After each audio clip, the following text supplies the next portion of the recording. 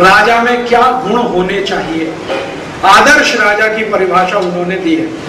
तो वो कहते हैं कि राजा में सबसे बड़ा गुण होना चाहिए कि वो भगवान पर विश्वास रखे, माने आस्तिक हो, नास्तिक ना हो।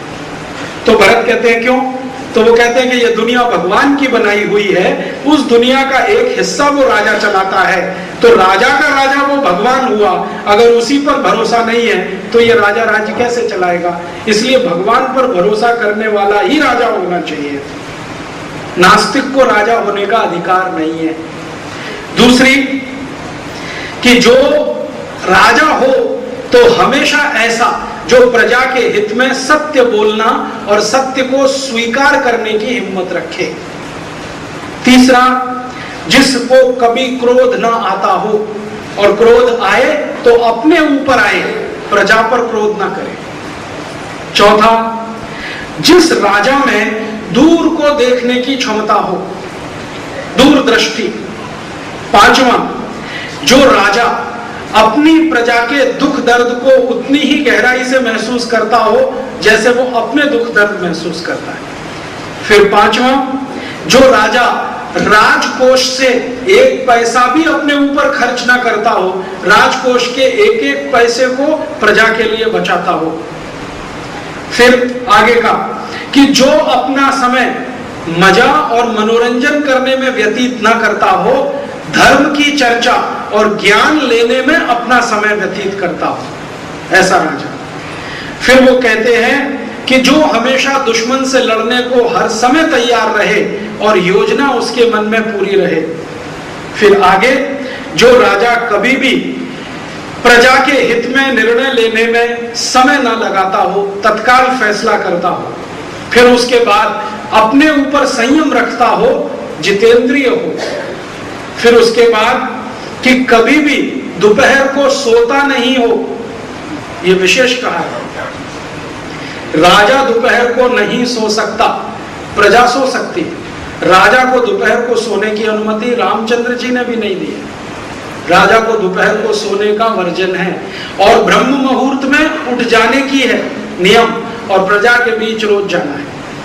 फिर उसके बाद वो कहते हैं कि जो प्रतिदिन अभ्यास करता हो ज्ञान के ग्रंथों का, वो वेद हो या कोई दूसरे ग्रंथ, हर समय अभ्यास करता रहे। और उसके बाद जो अपने ज्ञान को प्रजा के साथ बांटे, शेयरिंग करे, ऐसा राजा। फिर वो कहते हैं कि हमेशा अपने प्रजा की समृद्धि और राज्य की समृद्धि के लिए चिंतित रहे। और आखिरी जो वो कहते हैं कि अपनी मान्यताओं और परंपराओं से दूर ना हटे, जो माने भारत की जो मान्यता और परंपराएं हैं उन्हीं पर विश्वास करने वाला हो। ऐसे 18 गुण राम ने वर्णन किए हैं और भरत को पूछ रहे हैं कि बताओ इसमें से तुम क्या पालन कर रहे हो। अगर ये 18 गुण तुम में हैं तो तुम राजा बनने के काबिल हो। तो भरत कहते हैं कि भगवान इनमें से 2-3 को छोड़कर मुझ में कोई गुण नहीं है, इसलिए कह रहा हूं आप चलो वापस। तो राम कहते हैं कि मेरे चलने से समस्या का समाधान नहीं होगा, तुमको अपने गुणों को बढ़ाना होगा। मैं तो अभी 14 साल के बाद ही आऊंगा, तुमको अपने गुणों को बढ़ाना होगा। और अंत में भरत को कहते हैं कि जितने प्रश्न मैंने तुमको किए हैं इन सबको समूह में इकट्ठा करो, तब मान लो कि राम राज्य है, और अगर नहीं है तो लाने की कोशिश करो। आज के भारत के बारे में हम कल्पना करें, रामचंद्र जी की कल्पना के अनुसार राज्य नहीं है, ये तो हम देख रहे हैं स्पष्ट। एक प्रश्न राम ने किया है, वो मैंने छोड़ दिया क्योंकि उसमें समय लगेगा, लेकिन संकेत कर दूं। राम भरत से पूछ रहे हैं कि तुम जो खर्च करते हो पैसा, उसमें कितना खर्चा तुम्हारे ऊपर है और कितना प्रजा के ऊपर। तो भरत कह रहे हैं कि राज्य व्यवस्था पर 20% खर्च करता हूं और प्रजा पर 80% खर्च होता है। तो राम कहते हैं कि अपने ऊपर खर्चा और कम करो, 15% अपने ऊपर, 85% प्रजा के ऊपर। आज के बजट की स्थिति, आज के बजट की स्थिति बिल्कुल उल्टी है। सरकार के ऊपर खर्च होता है 90%, प्रजा के ऊपर खर्च होता है 10%। हर साल का 5.5 लाख करोड़ का बजट है, उसमें प्रजा का विकास का खर्च 55,000 करोड़ है और सरकार चलाने का खर्च लगभग 5 लाख करोड़ है। तो रामचंद्र जी कह रहे हैं कि प्रजा का खर्च ज्यादा हो, और आज के जमाने में राजा का खर्च ज्यादा है, तो प्रजा का भला कैसे होगा? तो जब तक राम राज्य नहीं आएगा प्रजा का भला नहीं होगा। तो राम राज्य कब आएगा? जब बजट का 85% प्रजा पर खर्च हो, 15% राजा पर खर्च हो, तब राम राज्य आएगा। तो आप बोलेंगे जी हम कैसे लाएं? आप सब राम जी के भगत है, उनका राज्य क्यों नहीं लाएंगे? नहीं तो आप राम जी के भगत कैसे हुए, जरा ये बताइए।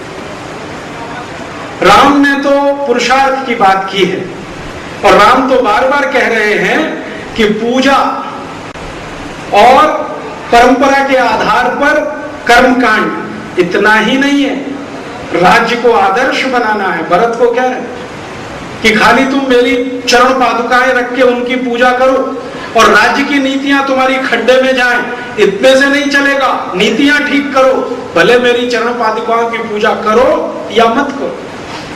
तो भगवान खुद कह गए हैं कि मेरी चरण पादुकाओं की पूजा करो या मत करो, लेकिन नीतियां ठीक करो राज्य की।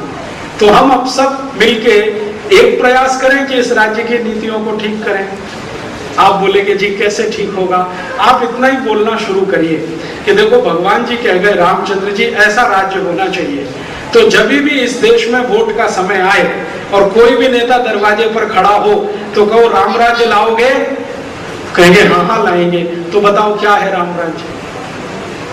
पूछो उनसे राम राज्य क्या है। मैंने बहुत नेताओं को पूछा राम राज्य क्या है, कहने लगे यार वो महात्मा गांधी की किताब में कुछ लिखा है, तो पढ़ के बताओ उसमें क्या लिखा है। किसी को मालूम नहीं। राम राज्य चिल्लाने वालों को मालूम नहीं है राम राज्य क्या है, तो लाएंगे क्या? तो इसलिए मैंने आपको ये विस्तार से बताया है कि राम राज्य क्या है। अगर आप इसको और अच्छे से पढ़ना चाहें तो ये राम राज्य के जितने सूत्र हैं ये कालिदास के रघुवंशम में है। कालिदास के रघुवंशम में 19 अध्याय है।